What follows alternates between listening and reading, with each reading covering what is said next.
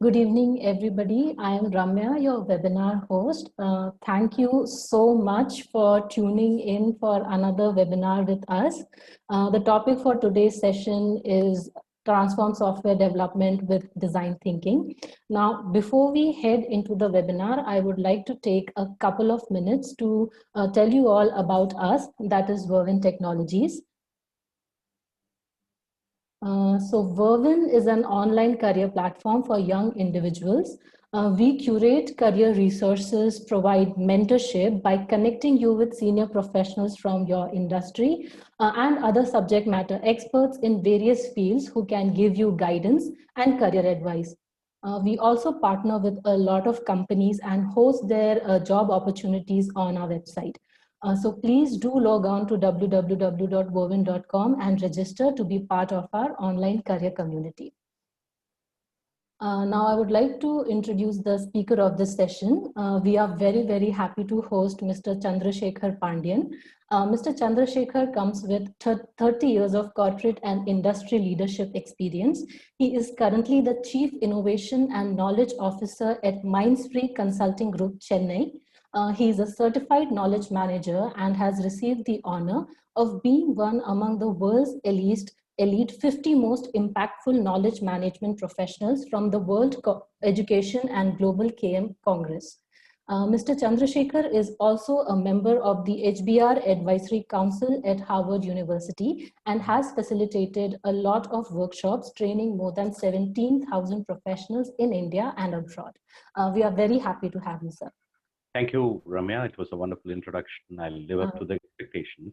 Yes. Okay. In this webinar, Mr. Chandrasekar will help us get familiar with the concept of design thinking, which is a proven problem-solving methodology combining creative and critical thinking to spur innovation. What exactly that means and how it can help us is what this next 60 minutes is going to be about. I'll stop sharing my screen and Mr. Chandrasekar can take over. I'll just urge everyone to remain on mute at all times. You can continue to ask your questions in the chat box and I'll take it up with Mr. Chandrasekar at the end. Thank you so much. Ramya, are you able to see the screen which I'm showing? Yes, I am. So the screen is about the beginning of the show. And thank you, Ramya. We can start now, right? Yes, we can start. Good evening, everyone. And my name is Chandrasekar Pandyan. And it's a privilege to address all of you in the evening on design thinking for innovation and transformation in the software industry and software development SDLC kind of aspects that we are going to focus on. And this slide itself is a kind of a trend-setting slide for transformation, so to say, because any project that we start in the software development, if and only if we know the project scope, we can get on to developing the project as per the needs and requirements of the people who are going to be served with us as customers.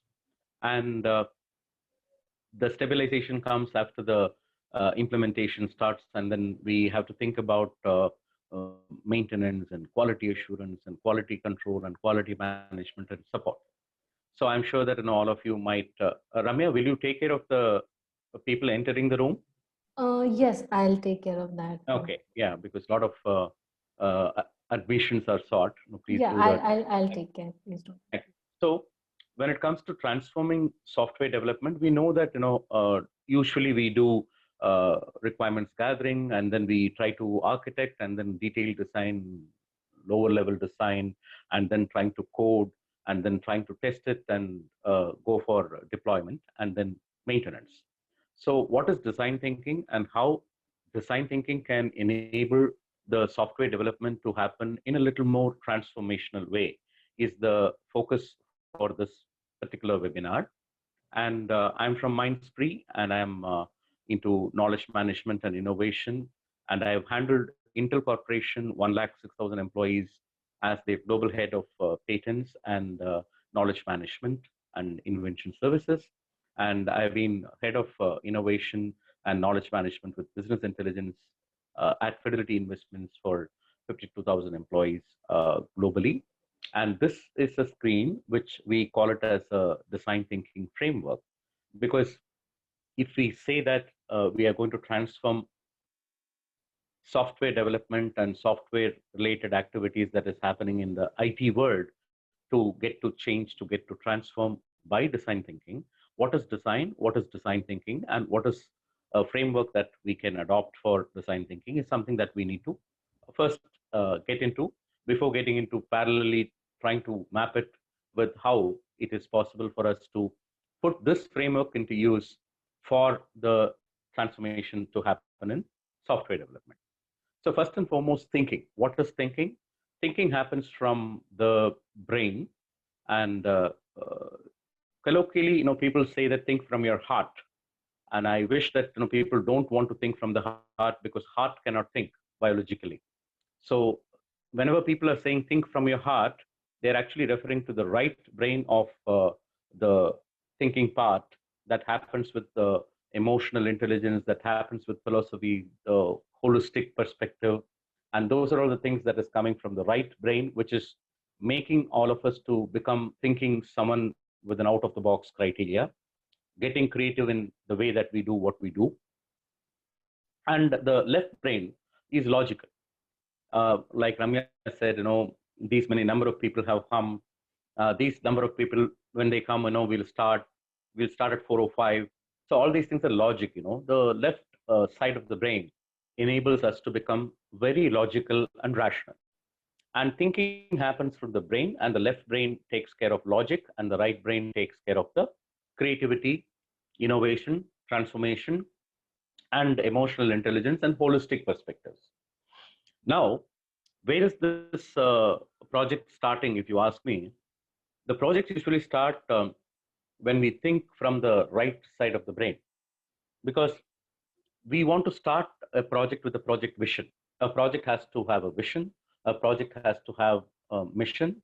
A mission is short term, and the vision is long term for the project.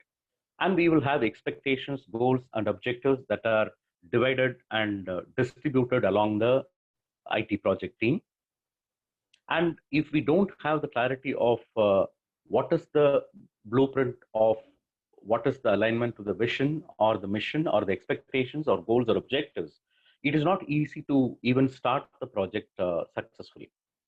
So projects used to have the right brain starting first, but when we get on to coding and when we get on to testing and when we get on to deployment, it slowly moves from the right brain to the left brain. So in a nutshell, right brain takes care of the vision, strategy, and mission in the higher level of the project and program and account management, while the left brain takes over operational execution and implementation and deployment activities. Now you know that if we are all working in software development and IT industry in any roles and responsibilities, it is not only possible for us to use the left brain alone to become successful or the right brain alone to become successful. So we need to deploy the right brain at the right time in the beginning of the project. And we need to deploy the left brain at the course of the project execution. And we have to have a mapping and gapping of these things all the time during the project execution so that innovation or transformation can happen. So thinking left and right brain needs to blend. So don't ever think creativity is the only thing that we want to have, which is achieved by design thinking. Creativity is not going to take you to the places unless the logic of implementation comes in. So design thinking is a blend of the left logical brain and the right creative brain. And one more question usually is asked of me everywhere when I go to talk about innovation or creativity or design thinking. They ask if it is called as a design thinking, does that mean that we need to be artistic in the nature? Do we need to draw something? Do we have to have the artistic competency, skill, and capability? And if it is not there, can I not become a design thinker? So this is a myth, my dear friends. Design thinking doesn't require you to be artistic at all. Design thinking can happen without you being having the capability to draw something and be artistic. So don't worry about whether or not you have the capability in the artistic talents. If it is there, it is an additional advantage. But if it is not there, so be it, because a lot of tools are there that can help us. Kind of visualization tool is there, and mind mapping tool is there. Such tools can help us to become better in terms of projecting what we have in our mind as an out of the box thinking. So first and foremost, please don't think artistic talents are required for design. So what is now design thinking?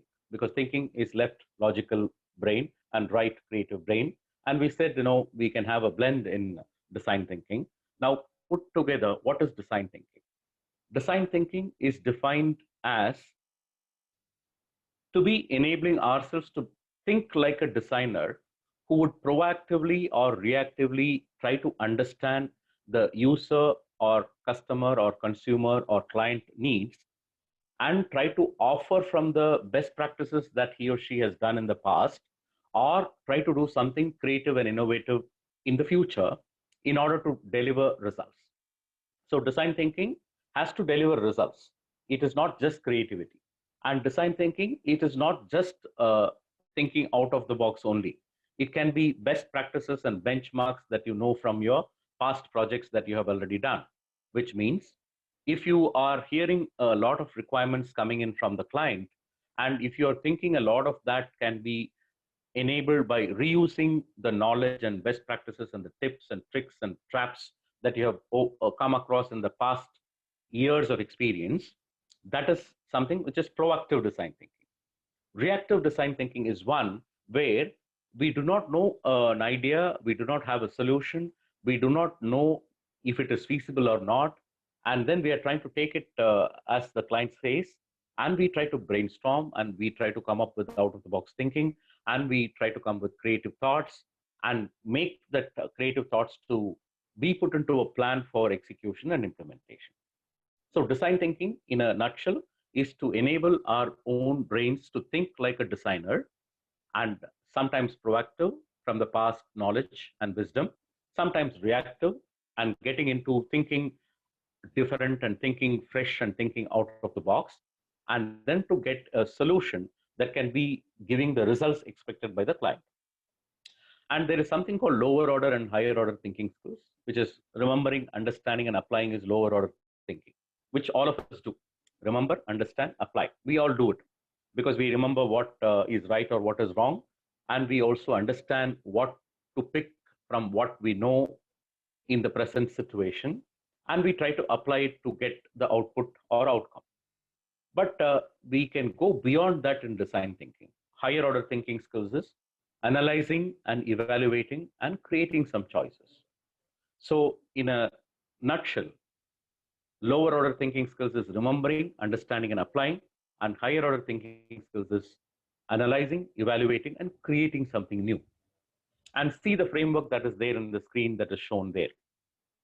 How do you start the project? I said, start from the right brain.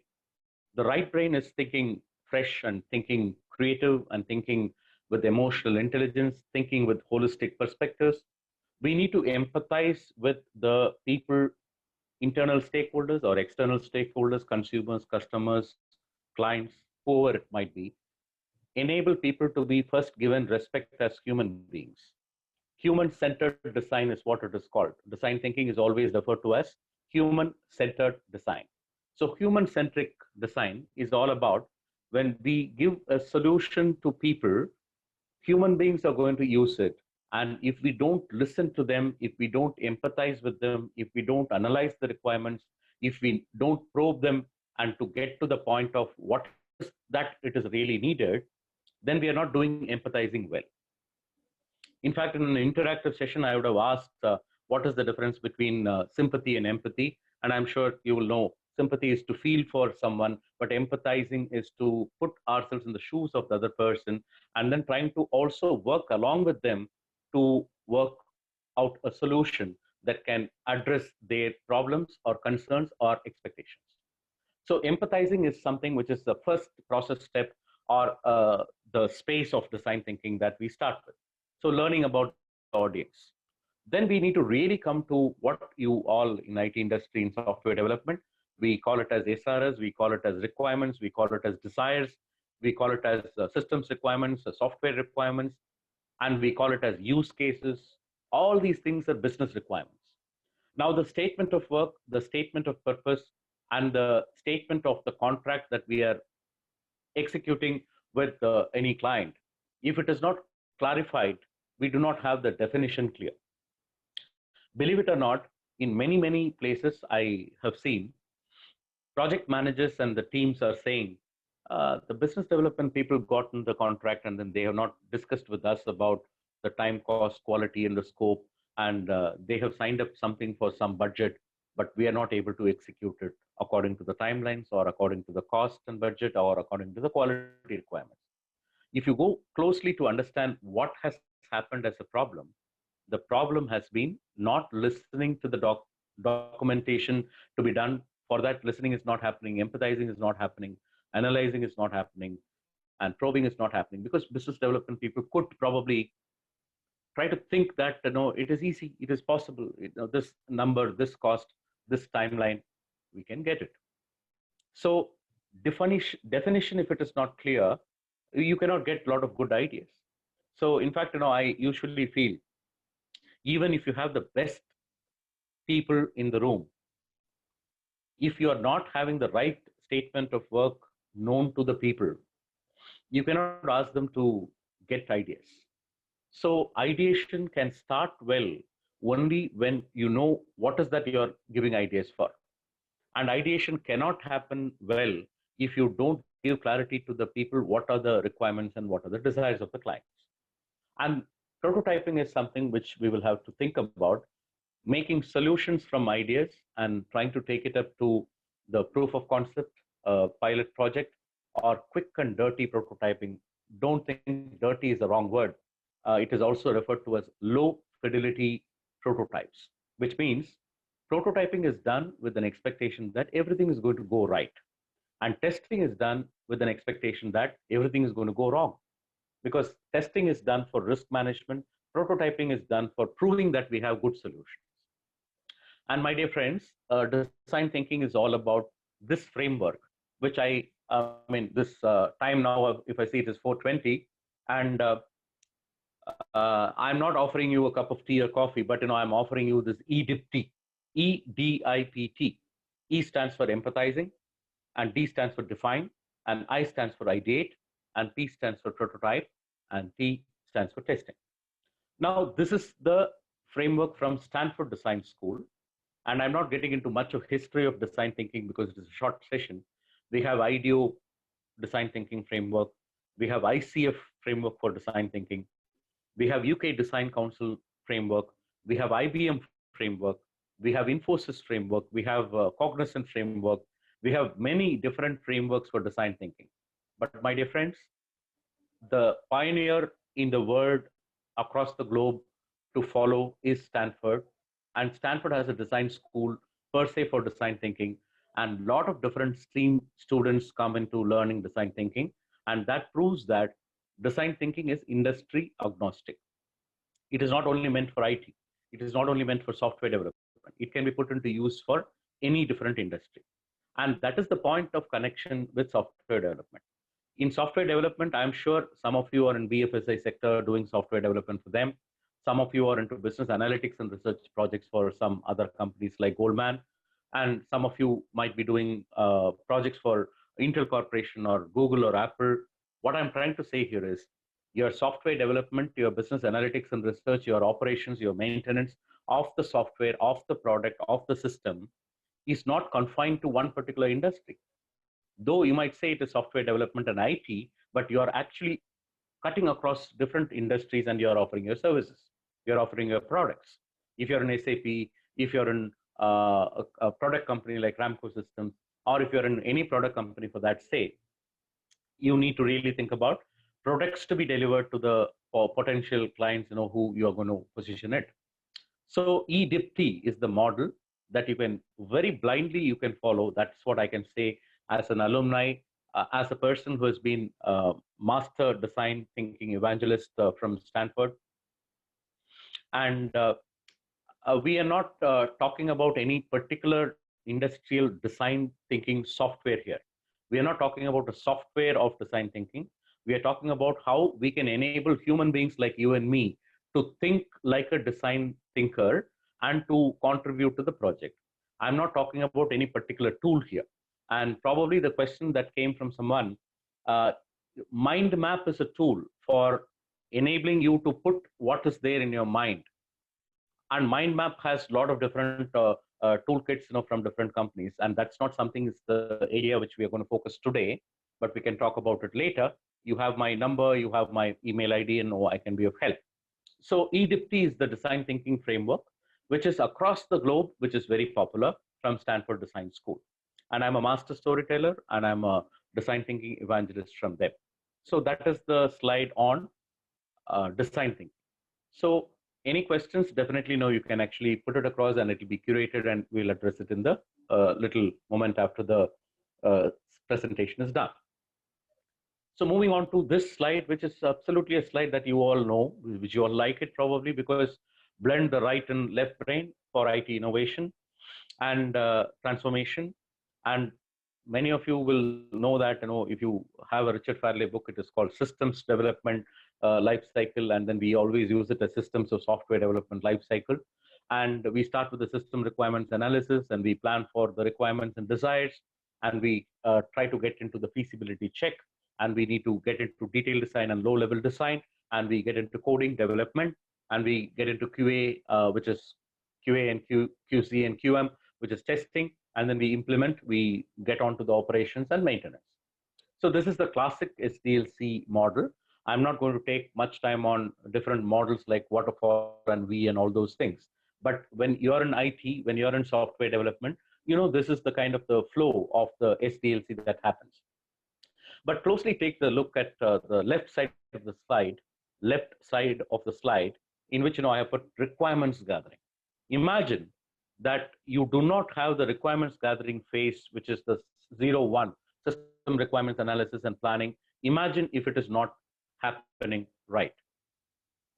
Imagine that for a moment.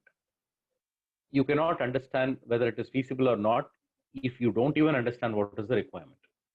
If you got even feasibility yes or no on the wrong set of requirements, what is the fun in architecting and designing and developing and testing and implementing and putting it into operation?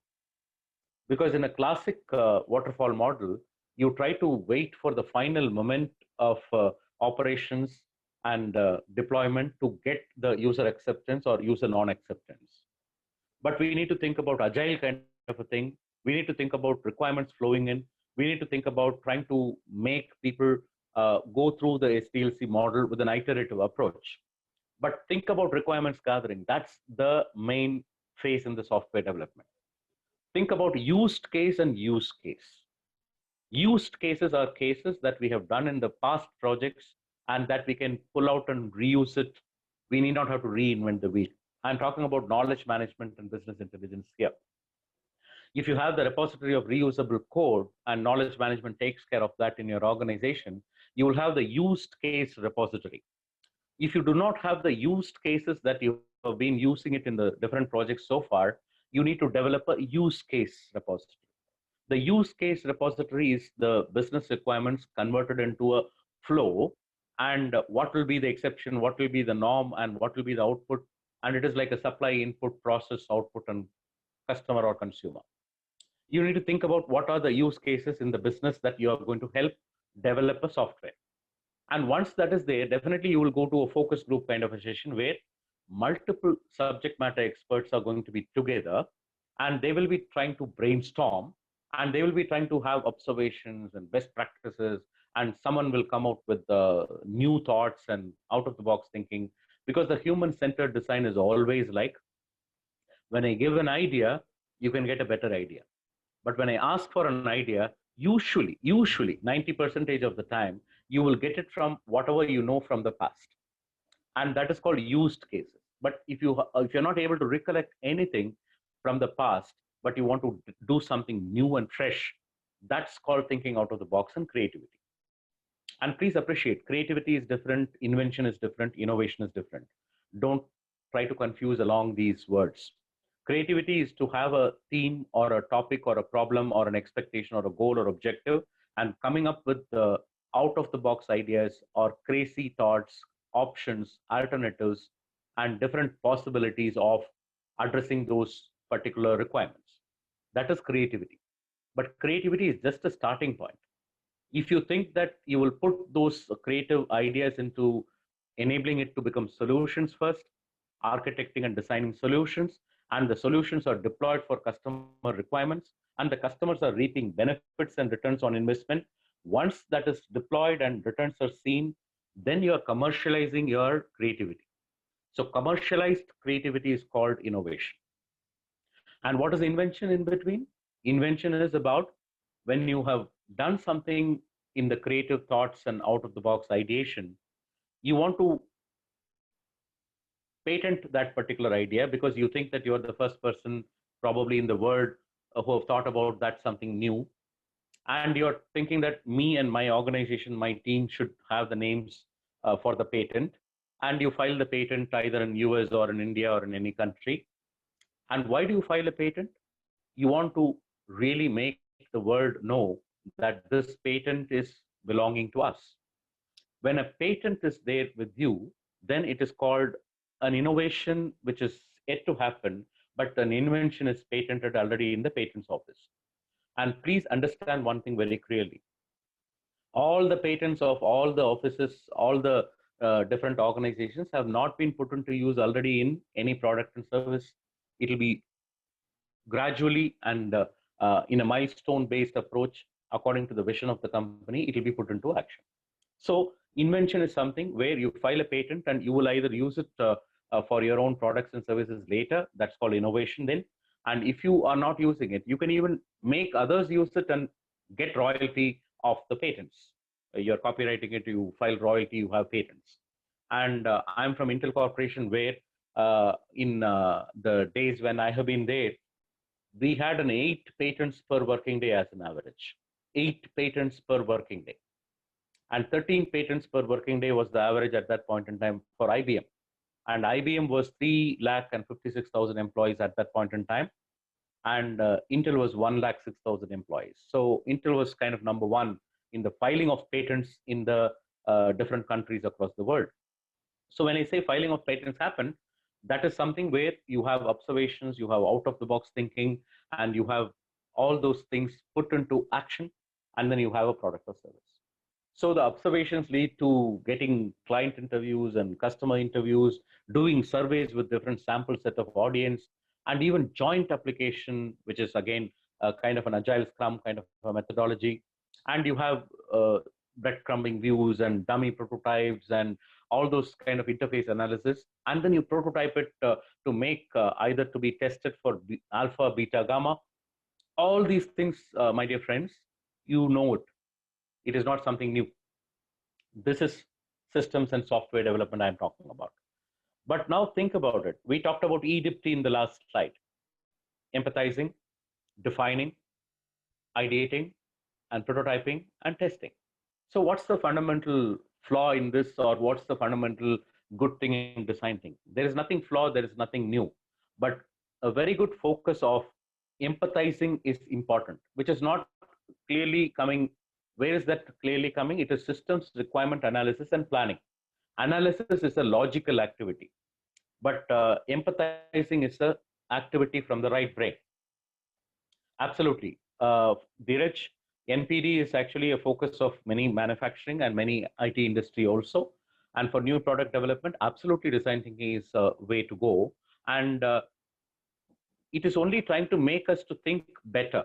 Please appreciate that in any role, in any responsibility, in any accountability, right from the CEO to the bottommost person who is there in the organization, you can use design thinking, because empathizing and defining what we need to do, is it not important for us to do it? Even a receptionist in a company needs to know how to empathize with the people who are visiting the office, how to define what is to be done when they are waiting for meeting the people inside the office.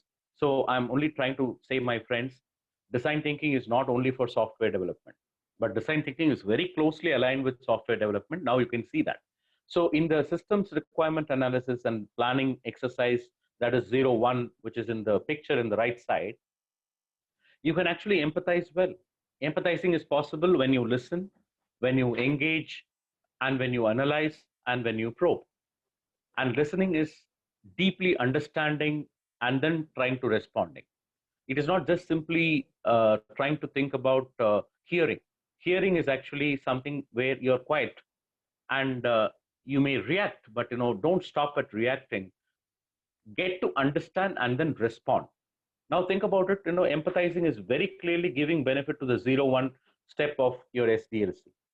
So if you empathize well, and if you define the statement of work and the system's requirements, you need to also think about these are the desires of the customer, but desirability is not the end point. It is the beginning point.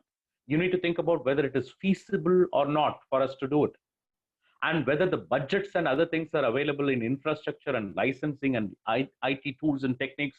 If it is not available, then we may not be able to do it. So feasibility is very, very important.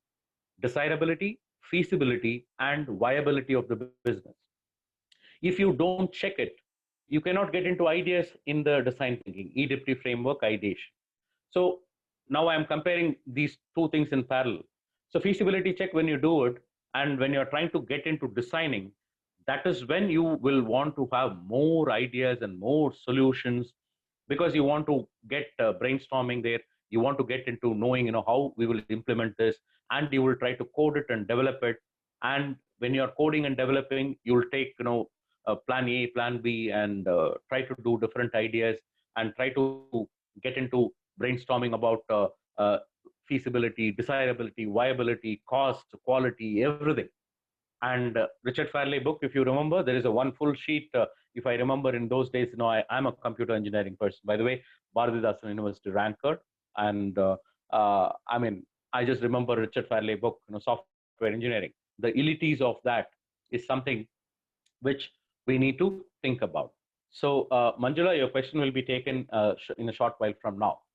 So when you think about requirements gathering as a blowed up experience, plus trying to think about the design thinking from the first to the seventh stage of SDLC, you will clearly see the mapping of EDP. I'm just going to show it again. The EDP: empathize, learn about the audience. We need to learn about the customer in the requirements phase. Sharpen key questions and try to get statement of work. That is definition. That is what we need to think about having a contract, having SRS. And then try to think about feasibility and development and deployment and all those areas. You get ideas by brainstorming. You build the representations of one or more ideas that are viable, feasible, and then desirable. And you prototype it and you test it. Alpha testing is inside. Beta testing is potential sample of different stakeholders from cross-functional teams and even including customers sometimes. And lastly, when you launch it to the market, it is called gamma testing. So these two slides, in a nutshell, you will know how it can be feasible for transformation to happen if you can integrate that EDP approach here. So where are we going wrong normally? People in business development, people in account management, people in client relationship management, seldom they discuss with the architects and project management and competent teams to get into sharing notes. And that is something which is mooted by empathizing and defining, and that's not happening in the normal scenario, wherein the development people always think the devils are the people who get the business, and the business development people think that the devils are the software development people, because if the software development is not happening, you cannot release the revenue. There is a classic statement in project management: 95% of the work is getting done with the 100% of the contract that you say you will reach, but the left out 5% takes another 100% time. Why it is taking? Where is the problem? And the problem is not empathizing well, not really defining the right requirements and documenting it. And that is where we think about lean. Lean is actually eliminating the non-value added and getting to the focus of both the value proposition. And we think about agile and scrum, and all these things integrated is available in the design thinking. Again, I know in IT, people are always thinking about design thinking is a tool. It is not a tool. It is a thinking framework. And thinking framework will have business alignment, people alignment, process alignment, tools and technology alignment, and the quality alignment. So Aruna, the question was good, but we are not talking about only the tool and technique here. We are talking about the holistic design thinking framework, where business alignment I'm talking about, people alignment and culture alignment I'm talking about, and I'm talking about process and quality. I'm talking about tools and techniques. I'm also talking about the quality. So it is not about a particular tool.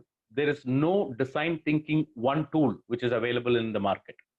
But design thinking is experienced by 10 different toolkit, and one is called visualization, and one is called prototyping, one is called assumption testing, one is called rapid prototyping, and one is called mind mapping, one is called brainwriting, one is called brainstorming. Now all these tools are there, but it is not an IT tool per se. That's what I'm trying to say.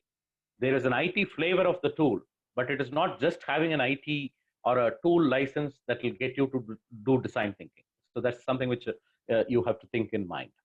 So thanks for those questions, which we are coming with a lot of questions are there. Okay.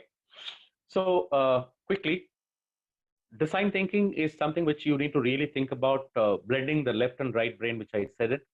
And that is where you need to really think about outside in, because customer centricity is not inside out.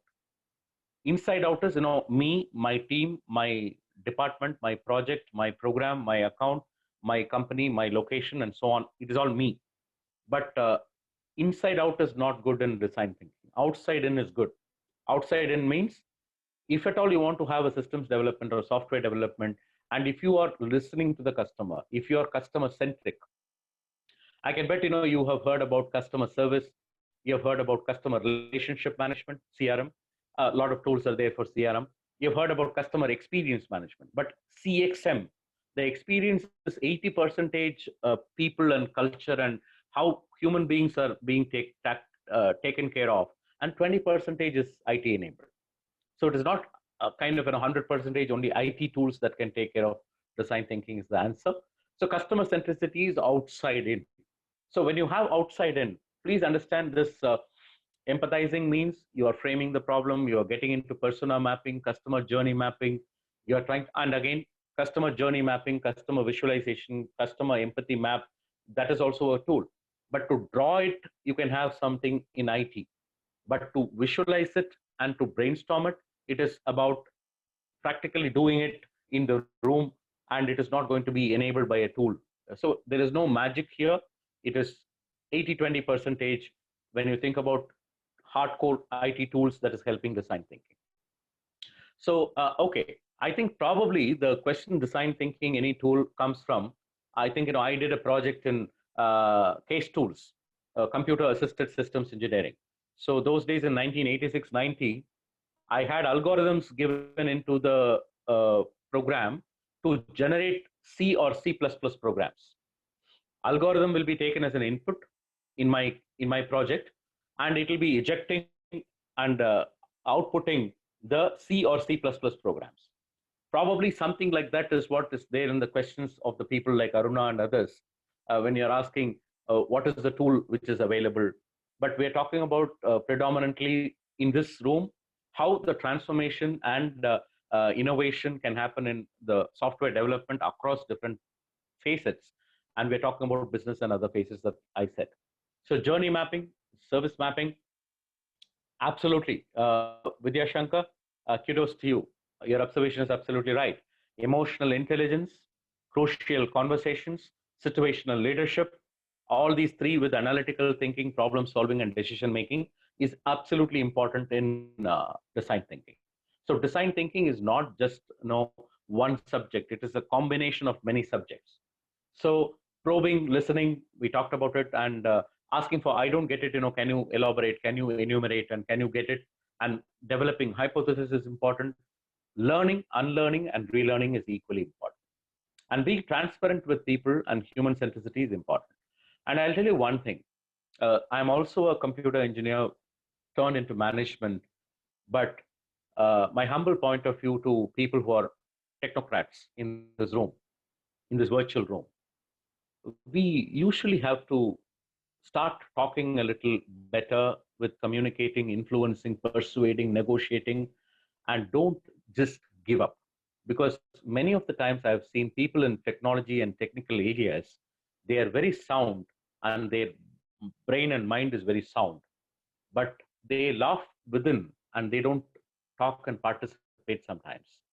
But please communicate, please connect with people, please engage with people, please explore and please evolve and make these business people to talk to you and then you talk to them.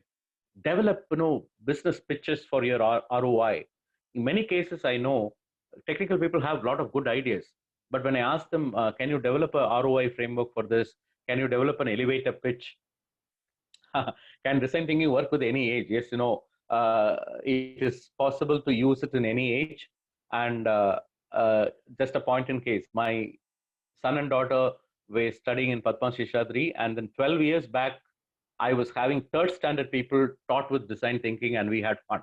On September 5, I was invited to the school in Padma Shishadri KK Nagar in Chennai, and I did that. So that is a question. Yes, absolutely.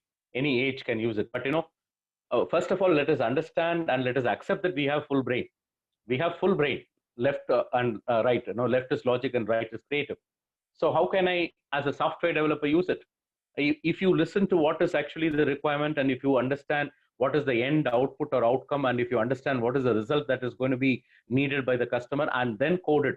Because I also, in 1990, when I started coding, I was thinking coding is the best job in the world. But then I discovered it is algorithm. Then I discovered it is not algorithm, it is the requirements. Then I discovered it is empathizing. So empathizing get you the requirements, and requirements get you the algorithm, and algorithm get you the flowchart, and flowchart gets you the use case, and then you do detailed design and then coding. So coding comes that point in moment. But probably, youngsters, many of you who are joining might think coding is the best thing to happen in the world. But please, my humble request, there are a lot of things that can happen before that will make you or spoil you in your work. If people are giving wrong requirements and you're doing best coding, even then the output and outcome is not useful for the client. That's what I'm telling to software developers here. So convergence is required when you're implementing in the ideas, and divergence is required when you're in the starting phases of feasibility and requirements gathering. And prototyping is continuous testing, continuous refinement, and continuous exploration, feature engineering, enhancements, and you have to go with saddle points like in agile, and what is good enough to do, what is best, and what is the feature. It is like revisioning and versioning. You can always have it in prototyping, like 1, 2, 3, 4, 5 kind of a stages and steps. Because testing, when you do it alpha, beta, gamma, you try to always think about how can I even better it? How can I version it to have more features, advantages, and benefits? That's called fab model. And oh, absolutely. Design thinking is closely related to the user interface and user experience in the technical world. But I am talking about design thinking as a holistic subject. But you're right. In IT industry, in software, in multimedia, UI and UX is what we are talking about when we are talking design thinking. Yes. So last but not the least, the test to perfect it. Develop the digital assets that you are talking about. In fact, I was listening to Microsoft Chief Technology Architect in a conference, in a webinar a couple of weeks back, and 300% plus is the requirement of digital transformation. Digital transformation cannot happen without software development. Software development cannot happen without user requirement. User requirement cannot happen if you don't empathize, if you don't define, and then get into ideation. That's the connecting the dots that I'm coming to. So prescriptive or automation or acting on the project requirements, you learn, unlearn, and relearn. Learning is important. Unlearning is equally important in software industry, because I remember I was having basic language by Balaguru Swami. I don't know whether you guys know it or not. And then Fortran, Formula Translation 77. And I had COBOL. I had Database 3 Plus. I had Pascal, Lisp, Prolog, and C and C++. But what I'm trying to say here is, if I think that I have to live up to the expectation after 31 years of experience now, I need to really actually update myself. So again, Padma, you're asking about the most popular design thinking tool or software, and I'm not going to spell out anything in this 1 hour because this is about the holistic design. And if you want specific, you have my number 9500093656. We can take it up separately because this is a quick, short introduction about design thinking as a framework for transforming software development. But transformation is not enabled as a fully automated tool. That's something which I want to very clearly say. And last but one slide, how do you think about design thinking working with lean, which is eliminating non-value add and giving value proposition to the client, and how is it working with agile?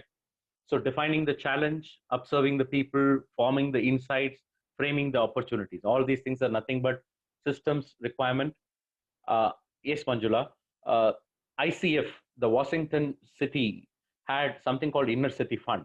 In Inner City Fund, to be utilized for the citizens of Washington in US, they were trying to do a kind of a method for making the best to the Washington citizens in 1980s. And that was the time the framework on EDIPT, the empathizing and defining and ideating and prototyping and testing was formed. And the few people who were in the top leadership of Washington, and one moved to IDEO. IDEO is Interactive Design Engineering Organization, Innovative Design Engineering Organization, that works with Apple, Google, and Intel and Microsoft, kind of big companies in the world, for design consulting for production services. So one of the brother joined IDEO, and the other brother joined Stanford Design School. And Stanford Design School had proposed the model of design thinking with EDIPT, empathizing, defining, and ideating and prototyping and testing. And that was conceived from the Inner City Fund, Washington. So the root of design thinking is from Inner City Fund. And after having heard about the ICF model of design thinking, and ICF is not International Coaching Federation, it is Inner City Fund of Washington. So after hearing about the Stanford framework and the framework about the IDEO, people in UK, in the UK Design Council, they made another model called double diamond model. It is called uh, it is called define, develop, design, and deliver. Define, develop, design, and deliver. So the 4Ds and double diamond model. And then IBM got a model, Cognizant got a model, Infosys got a model. I'm having a lot of models in my mind, but the best aggregated model in the world, in the globe, as it stands now, is the Stanford model. It is not just because I am from that place I'm saying, but any model that you take it from the available research in the Google, you can relate it to Stanford, the empathy, define, ideate, and prototype and test. So in this also, if you see that, from the challenge to observation to forming insights to framing opportunities to brainstorming to trying experiments, that's something like the SDLC, the systems requirements and desires, feasibility check, architecting and design, and trying to get experiments to coding and prototyping and testing. So build a product, measure if it gives the output and outcomes and results, learn from the failures, learn from the mistakes, and learn from the successes, and go for an agile kind of a thing. So, my dear friends, at this point in time, I'll say design thinking is common sense if you think. Yes, it is common sense, but my question is common sense common in the world? So, to put a method to the madness, design thinking framework is available for all of us. And in a 1 day to 2 days kind of a course, we talk about templates, we talk about tools, we talk about business enablers, and we talk about business canvas, we talk about uh, empathy map, we talk about mind map, and all those things are toolkits, I would say, not tools and technologies of design thinking. So this technology cannot enable 100 percentage, but a little percentage of technology with the right toolkit, with the business culture, people, process, and quality perspective is going to take you to the design thinking output and outcomes. At the end of the day, when we are in the slide, if you ask me what is design, Design, D stands for discovery. If you cannot discover what is the real desires and requirements and needs of the end user for whom you're developing your software, you're going to go wrong in the SDLC.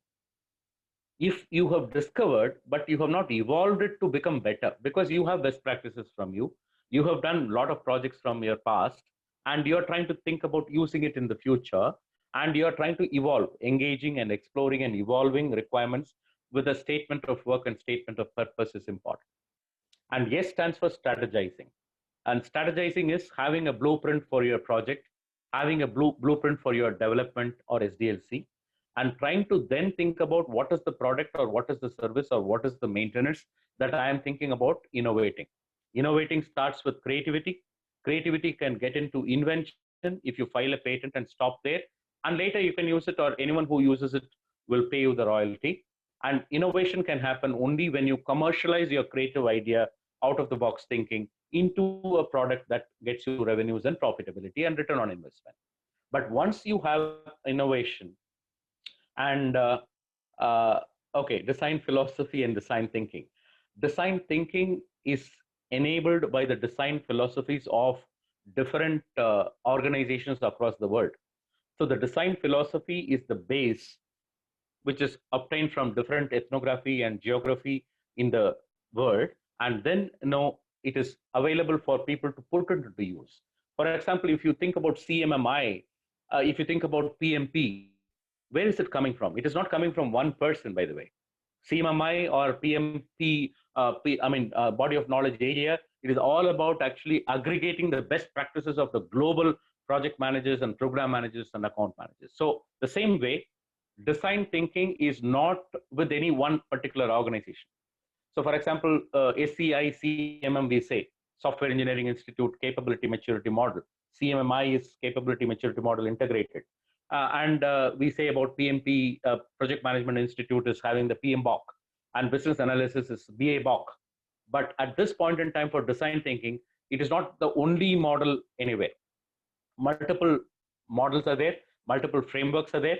But in my 31 years of experience, 18 years I've been into innovation, design thinking, and companies like Intel and Fidelity, where I have seen a rich amount of usages from Stanford, and it is from IDEO. Stanford and IDEO are equal in the world. And then you can use any model, which is all relatable to human centricity, and which is all related to the empathizing and defining and ideating and prototyping and testing. So I stands for innovating. Once you innovate, you need to really grow the innovation to the next level, versioning, revisioning, and you will not stop at any particular product. You will go for multiple projects to be done, extension of phases to be done, and multiple similar projects to different clients, or multiple different projects to same client's account. You can do it. And last but not the least, nurturing is important. If you are not nurturing, the designs cannot become best practices. That is not going to become available for people to reuse and so on. So my dear friends, at this point in time, let me close by saying that we are all having a whole brain, which we can put it into use to logic and rationale, and also creativity and innovation. And let us use it in the EDIPT model, and to make ourselves to become design thinkers of the world that can be put into use for software development, that can in turn enable the clients and customers to get products and services that are transformational, that are innovative. Thank you for this opportunity. Ramya, questions? Yes, sir. Thank you so much. I think you did take up a few questions here and there, but the ones that were missed, I'll just ask them. Please. So Shobhana has asked, who is making and creating better software through design thinking? Okay, you, me, and everyone. That's the answer. Okay, great. So at this point in time, the question, if I have to politically be right, IDEO is the best consulting company in the world that is known for design thinking consulting and design thinking based products and services. And imagine if we are thinking Apple, Intel, Microsoft as innovating companies, or SAP or Cisco, or in the other side, Johnson and Johnson or Procter and Gamble. All these people are clients to IDEO.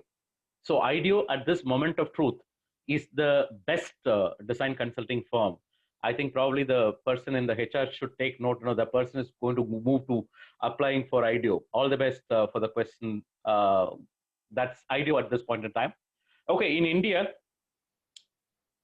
may I say this? 8 people are there from India. We represent in Harvard Business School as well as Stanford as an advisory council team. And you have me in that. So it's a humble way of saying that I'm also one among them. And okay, yet another person in Chennai, Mr. Arun Jain, who has been the founder of Polaris. And he has started a school for design thinking in Chennai. And we work on multiple projects with him also. So that's the answer. Thank you, sir.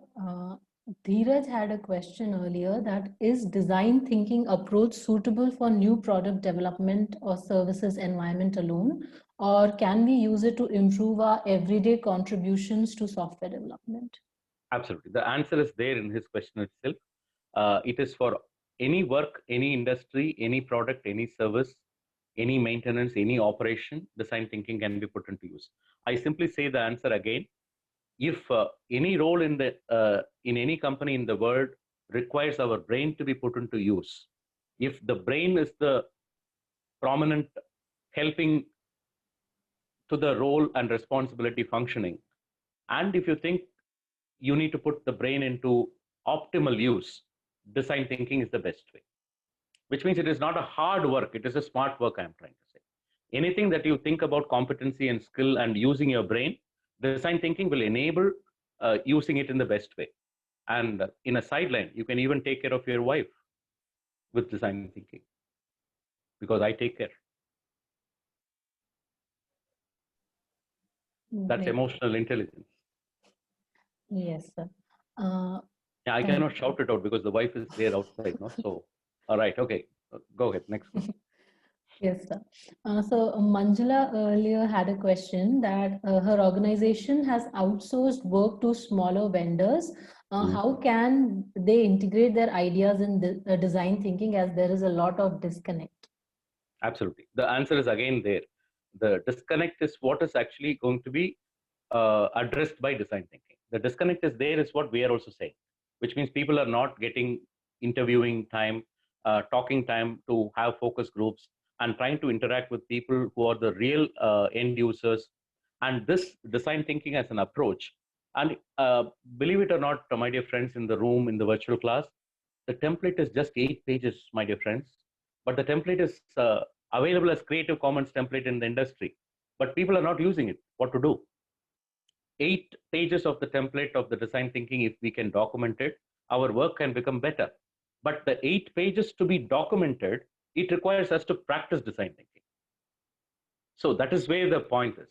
If I don't practice design thinking, I cannot document it. It is not writing our name in the template, right? You need to document something based on interview, digging deeper, and trying to get insights and trying to get customer-centric point of views and such kind of template. And also, as one person said, emotional intelligence is required.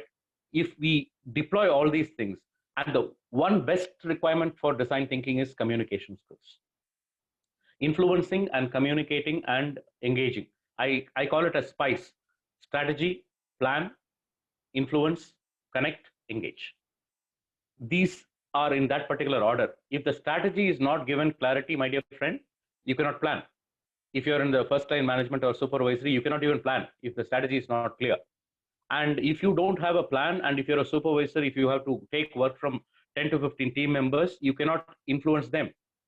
They cannot be connected, they cannot be engaged, and your software development will go wrong. So I am saying leadership cascading from the top to bottom is important, be it small company or a big company. Small company, maybe one person like Ramya might do many things together. In a big company like Intel, Ramya will do only empathy, I may do only define, and someone else may be doing ideation. Like that, it will be group of teams. So the disconnect which you are saying in the question is what is addressed by design thinking. Next question. Thank you for that, sir. I think the next question is also on similar lines. How can you get your team members be committed to design thinking concept because so this was asked by Dheeraj. He finds that it pulls down the success of this concept if the whole team is not able to, commit to the concept. Absolutely. Marriages work only when the spouse both are together. And even divorce happens, but divorce requires the marriage to be done first. Now I am making a point because I cannot divorce if I'm not married. So we are all saying employee engagement should be there in design thinking. And for that, there is a common template that is required. I'll tell you where all, I mean, I have worked with more than 53 plus different clients for consulting on design thinking so far. Uh, Many places where it is not working, the problem is they don't have a common approach from the top, middle, and bottom of the management and supervisory and individual contributors and subject matter experts. Which means, they say simply, guys, please think out of the box. Ramya, what would you do if I say, Ramya, from tomorrow morning, 9 o'clock, think out of the box? You may say yes, because I'm a very senior person asking you, but you may not know what to do. I mean, in fact, I ask people to ask, can you tell me what is within the box? And I will think out of the box. It's a good statement to make. But people don't talk like that, right? Which means if I'm asking you to think out of the box, you need to know what is in my mind within, which I'm thinking is within best practices. I think it is not anywhere working now. Uh, Past things which have been working before COVID-19 may not work now. Now I need to spell it out to you. So leadership cascading from the top, if it is not there, the middle management cannot do anything. They will become a postman. So in fact, many IT companies, I know that they come and say, I'm not asking, boss is asking. If they are saying boss is asking, then you're asking, no, what is your job? I can do your job better. Because I can also say boss is asking. That's easy to say. So please appreciate that if there is a common framework and if there is a common template, if it is available and practiced, and believe it or not, in Intel Corporation, in Google, in Cisco, in Microsoft, in many of the companies which I know in the top 100 Fortune companies, in the induction itself, they teach six thinking hats, design thinking, lateral thinking, direct attention thinking tools, problem solving, and decision making. In Intel, you cannot actually go and start your work if you have not covered these ramping up modules. But in a small company, you may not have a luxury of doing that. But I'm still promising you guys, if you really want that only template, you want, and then you want to practice it by yourself, let me know.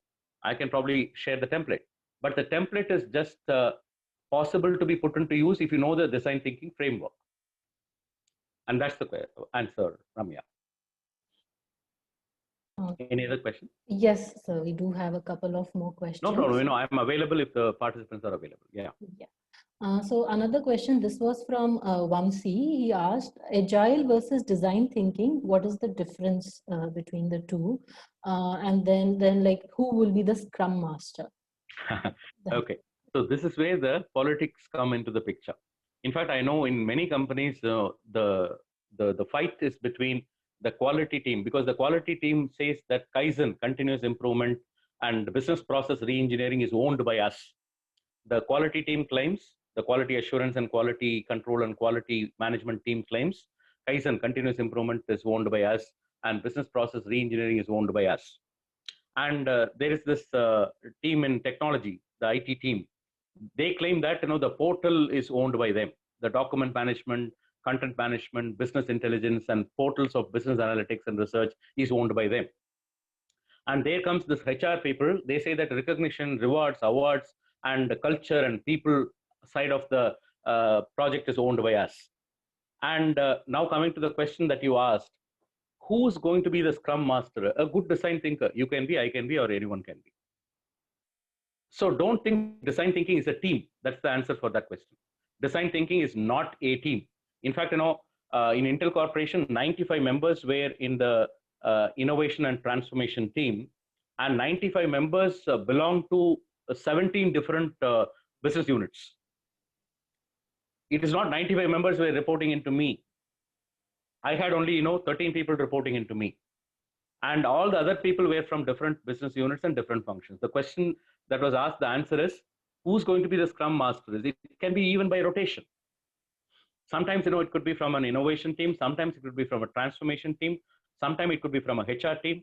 Sometimes it could be from IT team. Sometimes it could be from even people who are coding, and sometimes it could be account management, and so on and so forth. Because when we talk about agile being flexible and nimble, and when we put these are the only people who are going to be flexible and nimble, then we are not even nimble and flexible in saying what we are agile.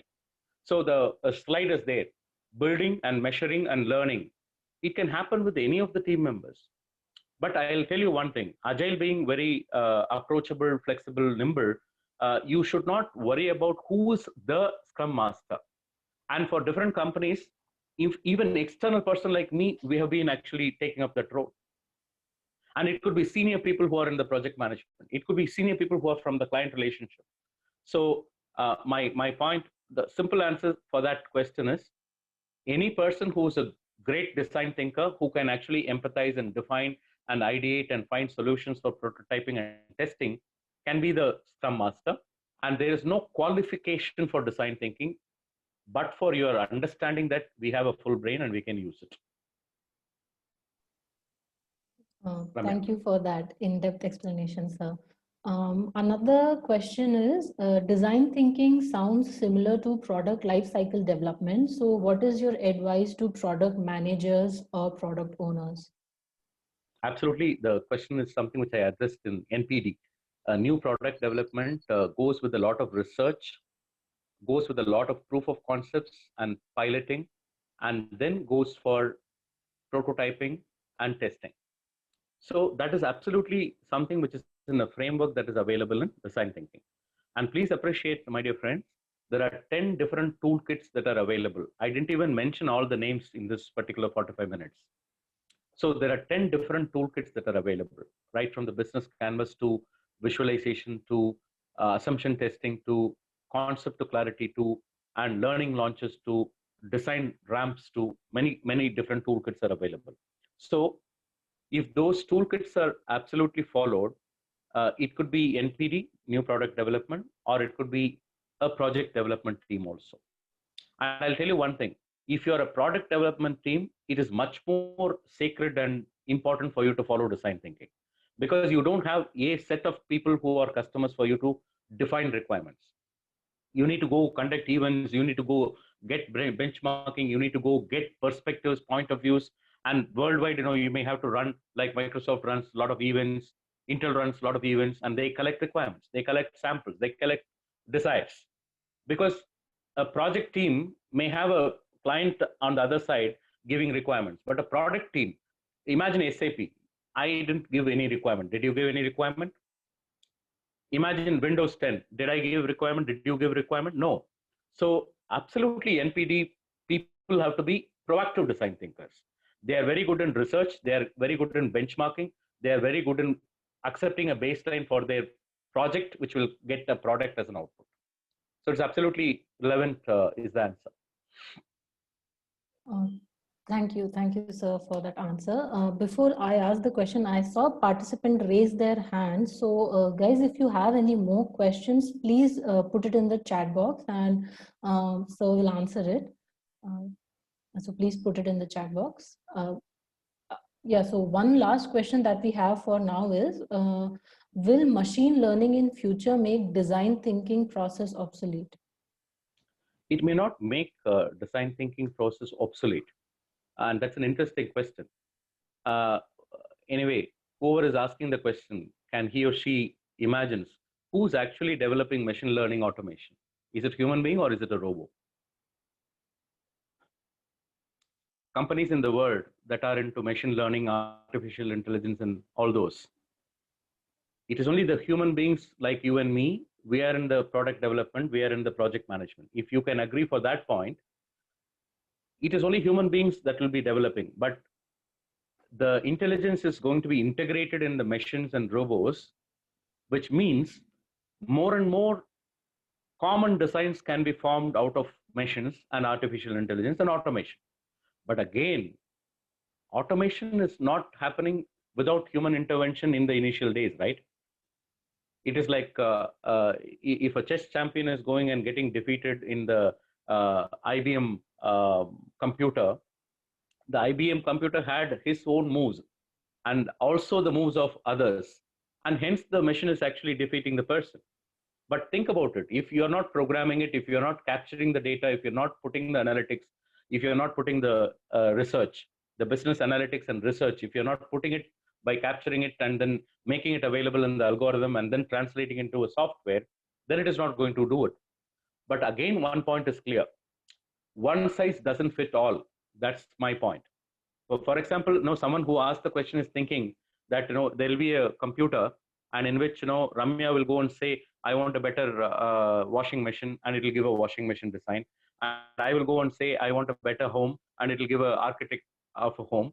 That kind of a software is unimaginable at this point in time.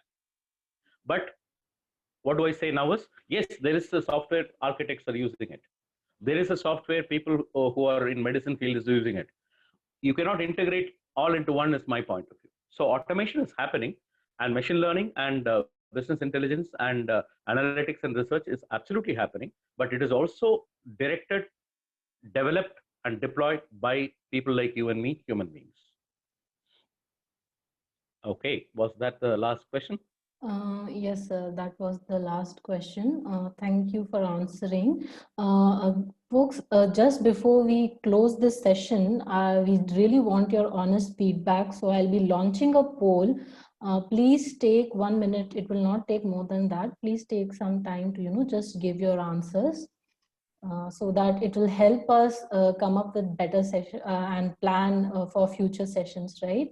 And if there are any topics that you would like us to cover in the upcoming events, please do let us know. You can either put it in the chat box here, or you can write to us at alerts@vervin.com, and we'll try to bring such sessions for everybody.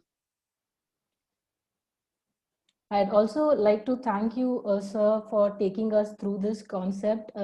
Even though this webinar was aimed for software developers, and I definitely found it very interesting, and especially the concept of design thinking and the way you've broken down design, right? I can clearly see myself using this in my own work and other things that I do. So I'm sure everyone else found it as helpful and useful as I did. That's what, as I had put the last slide, discover whomever you're developing a product or service, or whomever you're wanting to work with, be it at home or be it at office, discover the requirements and desires. Engage and explore and evolve the statement of work, and then come to a blueprint, and then get a product or service innovation. But don't stop after getting an NPD, but grow into multiple versions, multiple revisions, multiple feature enhancements, and nurture it all the time. So design thinking is a cyclic process. After nurturing, it goes for another round of discovery onwards. So happy learning for all of the friends who are on the call. And thanks, Ramya, wonderful host, and thank you very much for taking it through. Appreciate your time, and appreciate your time, guys, and all of you who have come on the call. Thank you very much. All the best, and we need to say namaste, right? So thank you very much. Yes, thank you so much. Have a great evening, guys. Thank you very much. Thank you, everyone who joined us today. Please be on the lookout for our next webinar, and I hope I'll see all of you there once again. Thank you once again, sir. Thank you very much. And my number is there, and my email ID is there, and Sunil and Ramya is there, and anything that you think that we can work towards to take it to the next level, any one of us can be contacted. Thank you, Ramya, thank you, Sunil, and thank you everyone in the Vervin team. And looking forward. Bye bye. Happy learning and happy evening. Bye bye. Take care.